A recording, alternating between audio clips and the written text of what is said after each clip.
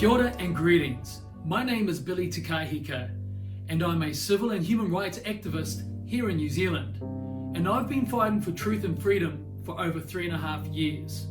I'm a pastor and former member of the New Zealand Army and Police and have been a community contributor for many years. I'm also a former international blues guitarist. Across 3 documentary episodes, you will travel with me across New Zealand to hear the stories of those Kiwis affected by the New Zealand government's COVID-19 response. Professor Neil Ferguson and the Imperial College in London provided the WHO and world governments the data modellings that told the whole world that COVID-19 was the deadliest disease since the Spanish flu. Ferguson told the UK government that they could expect 100,000 cases per day and up to 500,000 deaths from COVID.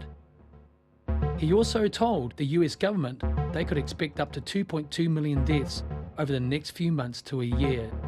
This was terrifying news, a suggested IFR of between 3 and 6%. And then came Professor Sean Hendy of Auckland University, who seemed to have picked up a similar data modelling approach to figuring out potential COVID deaths in New Zealand. And then the government really ramped up things with their COVID messaging campaign. They started the daily COVID-19 briefings. Welcome to the COVID-19 media update today. Welcome to today's media update. Today we have 18 new cases of COVID-19. If community transmission takes off in New Zealand, the number of cases will double every 5 days. If that happens unchecked, our health system will be inundated and tens of thousands of New Zealanders will die. We drum in that messaging around the dangers of COVID pretty diligently for a full 2-week period of sustained propaganda. Okay, so let's see what other experts have to say about the infection fatality rate and risk of COVID-19. COVID-19 is a nasty flu-like virus. It's new, but it's not unique.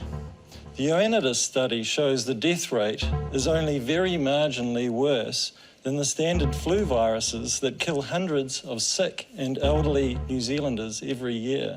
So these modelling projections were totally exaggerated. There wasn't the raw data that they were based on. It just wasn't out at the time, and they were wild predictions, and they were proved to be so. That it was a hoax all along. Oops, we got the models wrong. Some of these models came out of Imperial College London. They did their modeling, the academics and the academic scientists did their modeling. Look, for the lockdowns, you only have to look at the Great Barrington Declaration, which came out very early, containing dissenting scientific views about the necessity of lockdowns. So there was opposition from the very get-go, but that was censored and demonized. These models were deeply problematic from the very beginning, and there were many experts who were censored when they tried to explain why and how. Here is the Ioannidis report that remarkably the WHO published, and it clearly shows that what the Imperial College, WHO, and most of the world governments were telling the public about COVID was simply untrue. Did Professor Ioannidis unwittingly sink a narrative and agenda of untruth and expose a river of lies?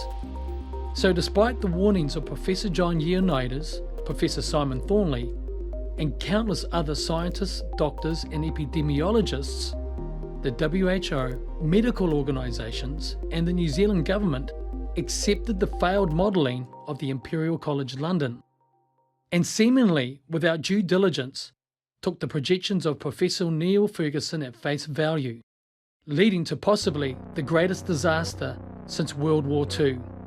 Governments and the WHO should have known that Neil Ferguson was infamous for blowing out, exaggerated and horribly wrong predictions and modelling. So we have learned something valuable. The government cannot be trusted to give us accurate information. But what next? Next came the issue of face masks.